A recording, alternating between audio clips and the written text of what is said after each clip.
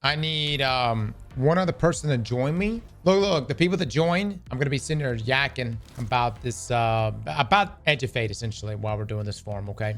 Because we've been meaning to talk about our thoughts on the campaign, the narrative specifically, Kepler as a destination, and also just kind of round out the discussion on, you know, how the game feels right now in this world, in this new sandbox, because things have been squished and numbers are much smaller than what they were before, and builds have changed. And, you know, we of course got some new exotics and things like that. Somebody set up a 10-minute timer. How did you feel about Edge of Fate? Just flat out across the board. I'm just curious to know what people's thoughts are right now that it's been, you know, over 24 hours since it came out. All right, guys, what's our poll at right now? We're doing a poll. How do you feel about Edge of Fate? Awesome, great, mid, shit, horrible. Okay, so most people are saying great at 45%, followed by mid at 43%. And then 9% at awesome, 2% is shit, 1% horrible. Okay, just curious. Just want to know what you guys, how y'all are feeling about it. Man, here's the thing. Like, I'm going to be probably called a shill for saying this, but man, I got to give credit where credit is due.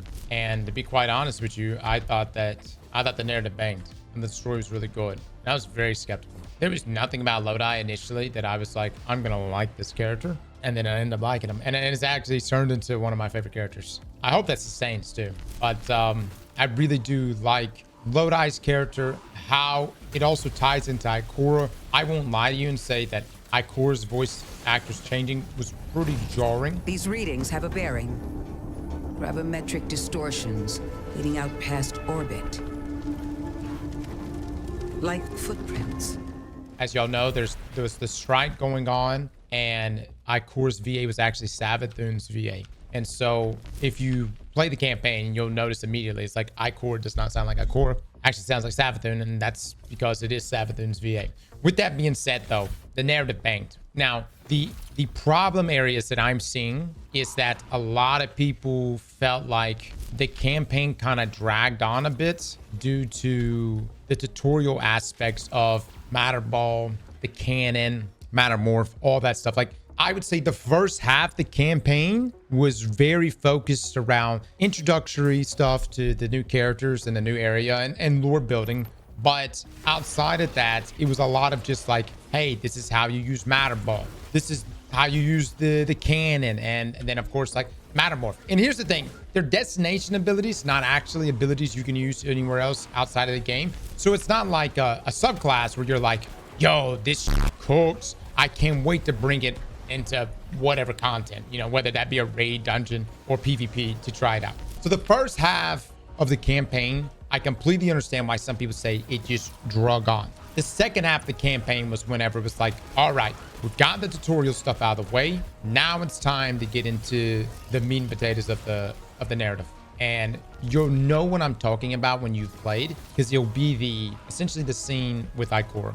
And I won't spoil any of that for you guys, but it was really, really good. And it opened things up that I never really questioned about. Like, I never questioned about what was the Guardian like before they became a Guardian. What was these, you know, you've seen a little bit about Zavala and I guess like Crow and Aldrin, but like, you don't really think beyond, you know, current history. So from that cutscene onward, the campaign really banged for me. The ending also really good, because essentially what ends up happening, and I guess this is kind of spoilery as well, is that it's a lot of setup for the 9. And I was really concerned that Bungie was going to mess this up. It kind of reminds me, y'all remember when Bungie gave us Curse of Osiris, and we had heard about Osiris through Trials of Osiris, and then we finally get Osiris. And I guess it was all right. You know what I'm saying? It wasn't anything crazy. And then, of course, Curse of Osiris just wasn't that great to begin with. I was kind of concerned that with the 9 being something Bungie's never expanded on, that it was going to be a miss and that we just weren't going to be that intrigued by it. I mean, it's kind of like the post-Avenger situation with what happens after Thanos. No one really cares about the Eternals. Maybe you do, but a lot of people didn't. I will say that the 9 their introductory was really, really good. And more specifically, their own mortality. And you'll know more about that when you play the campaign. But I thought it was really, the setup for that was really good. And then not only was the setup for that really good, you will walk away from the campaign with a clear goal in mind. You're like, all right, what is this saga going to be about? And it's about this involving the 9. And so that to me is really good versus campaign experience like we've had in the past, which has been a bit ambiguous in its ending. It's like, all right, did we kill the bad guy? who even is the bad guy? And in this case, we don't necessarily have a clear, definitive bad guy. We just have people that are messing with the system and an objective that we must fulfill. And then also Lodi's character and how he changed toward the end, I thought was really, really good. So again, I praised Kepler, or not Kepler, I've praised the narrative a ton. That's the thing that's really stood out to me the most in this entire expansion. But I completely understand why the first half of the campaign kind of drove some people away, because it's like, dude, I don't want to learn this tutorial on abilities that I can't even take outside of Kepler. The abilities themselves really aren't bad. I think, they're pretty cool. I'm actually curious to know if we're going to get them in the raid at all. There is lots of different upgrades that we're going to be doing to them and currently doing to them right now. But normally they wouldn't have a role at all in the raid. But just lock them to the destination does seem kind of a waste. I think it's way better. A lot of people are making comparisons to Deep Side, but I think it's way better than Deep Side.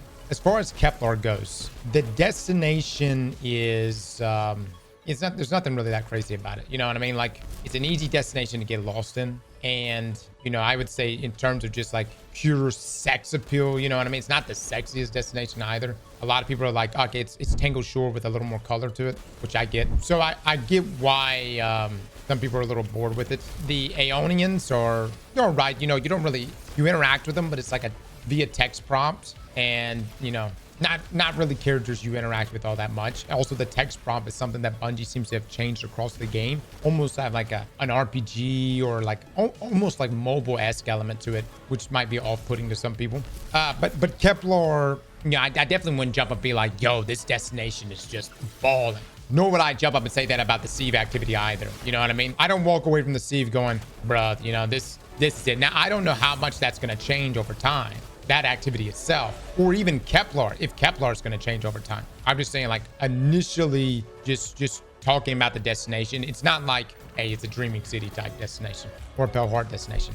And a lot of it kind of runs it together. Now, I will say this, for what Bungie was trying to accomplish, it is a destination that you could get lost in multiple objectives on. You know, you pull up the objectives, you know, you go over here, you hit Kepler, you start in this one area, and you kind of get pulled all over the place, man. You may start off going, I'm going to do this one quest in mind, and then you'll be jumping from objective to objective. And at this point, when we're on the power grind, that's pretty important. Now, interestingly enough, our power leveling right now consists of us doing the portal activity and doing pinnacle grind for this mission called Encore. And so we're not even actively doing Kepler objectives, because it's just more advantageous to do this, get our level up, and then go back and tackle Fable and Mythic tiers for Kepler. And I know a lot of people are like, well, that sucks, because wouldn't you want to do the new content? I get that too. Build wise and exotics, let me say these two exotics right now, this one is absolutely busted.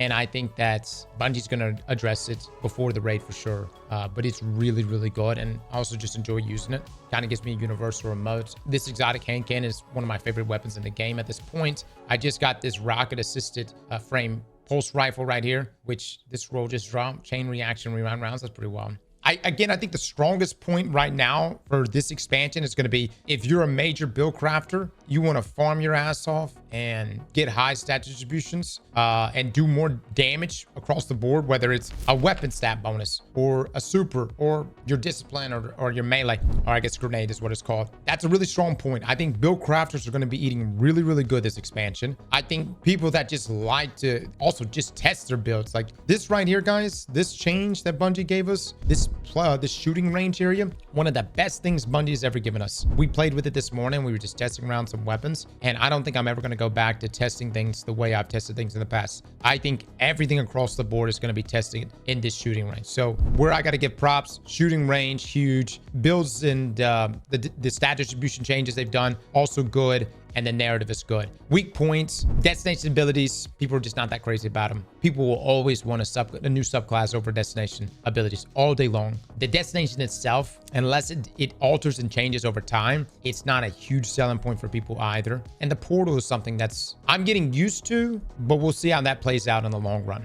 Is it going to be a seasonal story? This whole year of contents from Edge of Fate is going to be laid out differently than we've ever had before. Because right around the corner, once we get through this batch of content plus this raid, then we're going to be ramping up going into Ash and Iron, which is returning back to the Plague Lands, which was a location back in Rise of Iron and Destiny 1. Don't know what activities are going to be associated with that, or even what the hell we're even going to be doing in the Plague Lands. And then right after that, we're going to be ramping up to go into Renegades, which is the Star Wars themed expansion. My question is how in the hell is Bungie, because yesterday's campaign was about a 6 to 7 hour long campaign, and it was chocked full of cutscenes and big lore bombs and all kinds of stuff. And it's stuff that really does take time to flesh out. I don't know how they're going to follow up with something equivalent of that inside of Renegades, because it's the same price. And if it doesn't follow up with that same level of quality in its narrative, where else is Renegade going to make up for that?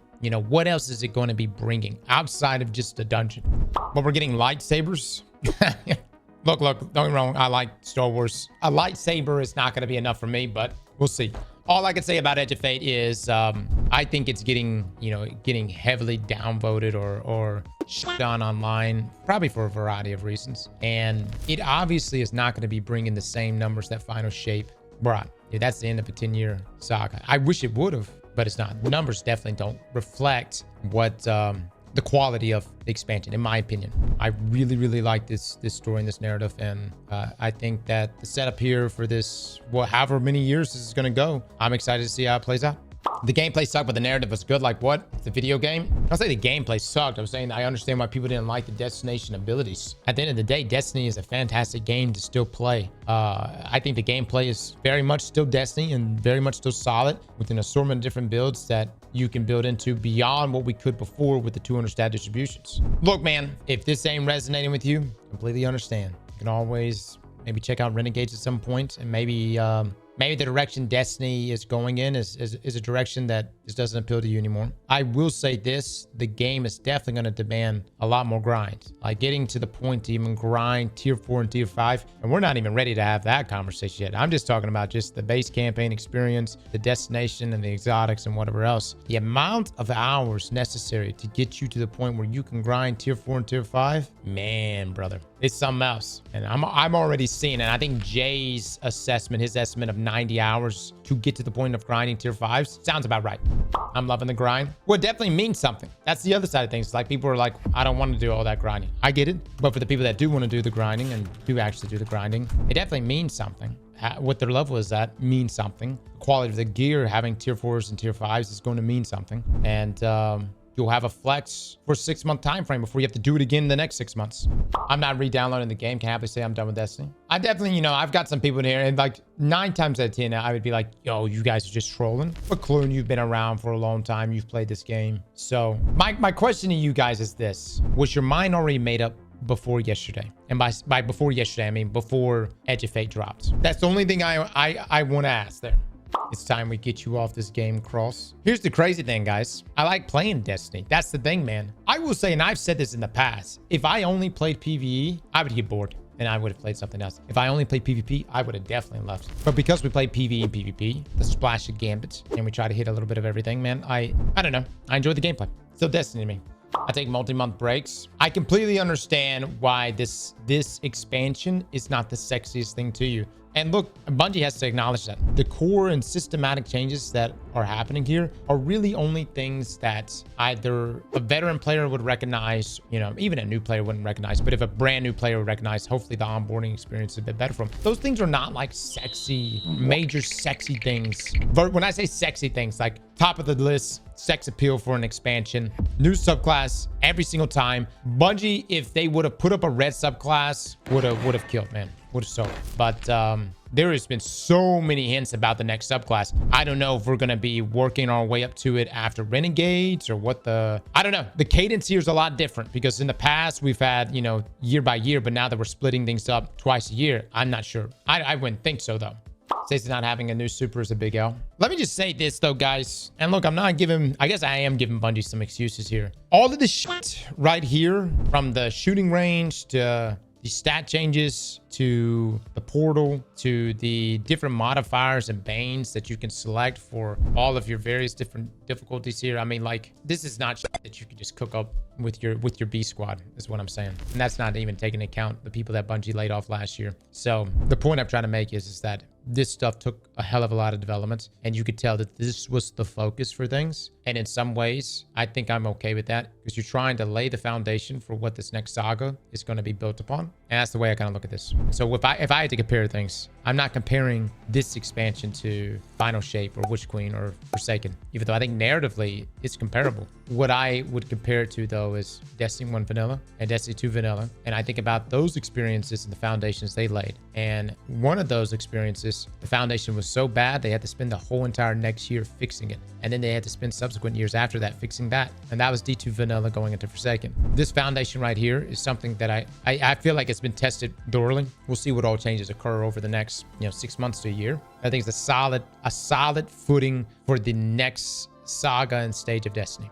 Charging $40 for what we got. The majority of changes were free as an L. I love the changes that were made, but $40 for the content for what we got is ridiculous. Look. Hey, man, you've seen there's been a record amount of downloads for Destiny over the past couple weeks or past week when Bungie made everything free. I really wish Bungie, like, if Bungie wants to do all this Eververse stuff and go crazy with the Eververse stuff, go crazy, man. I wish that they would either pick one or the other, either make it a complete paid experience or make it free and have a stock store.